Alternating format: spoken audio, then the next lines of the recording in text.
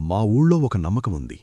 రాత్రిపూట పొలంగట్టుమీద ఒంటరిగా వెళుతున్నప్పుడు వెనుకనుండి ఎవరూ పిలిచినా పలకకూడదు, అస్సలు వెనక్కి తిరగకూడదు.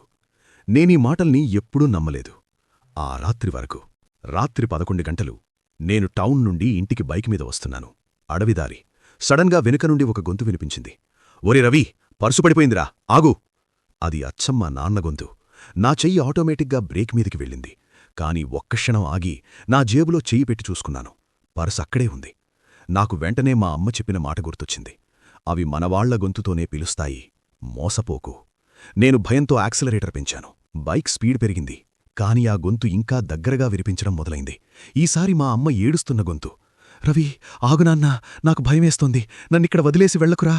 నా గుండె తరుక్కుపోయింది. వెనక్కి తిరిగి చూడాలనిపించింది. అది నిజంగా మా అమ్మేమో? ఒకవేళ ఆపదలో ఉందేమో? నా మెడ వెనక్కి తిప్పబోతున్నాను. కాని ఏదో తెలియని భయం నన్నాపింది. నేను గట్టిగా కళ్ళు మూసుకుని ఇది భ్రమ, ఇది నిజంకాదు అని గట్టిగా అనుకున్నాను. ఆ పిలుపులు ఆగిపోయాయి.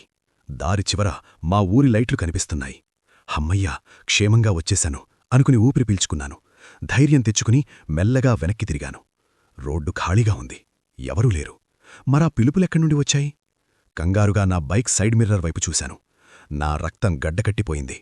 అద్దంలో కనిపిస్తున్న రోడ్డు మీద మా నాన్న, మా అమ్మ, నా ఫ్రెండ్స్ అందరూ ఒకే చోట నిలబడి ఉన్నారు. వాళ్లు చేతులు ఊపుతూ గట్టిగా అరుస్తున్నారు. రే రవి, ఆగు, వెనక్కిరా, అటు వెళ్లకు అని. నాకు అర్థం కాలేదు. వాళ్లు అద్దంలో కనిపిస్తున్నారు కాని వెనక్కి తిరిగి చూస్తే రోడ్డు మీద ఎవరూ లేరు. అప్పుడే నాకు అసలు విషయం గుర్తొచ్చి వణుకు పుట్టింది. నేను బైక్ ఆపి అద్దం లోపలికి కాకుండా నా ముందర ఉన్న రోడ్డు వైపు చూశాను. అక్కడ రోడ్డు లేదు. అదొక పెద్ద లోయ, వ్యాలీ. నేను మాయలో పడి దారి తప్పాను. అసలైన మాయ ఆ పిలుపులు కావు, నా కళ్ల ముందు కనిపిస్తున్న ఈ రోడ్డే.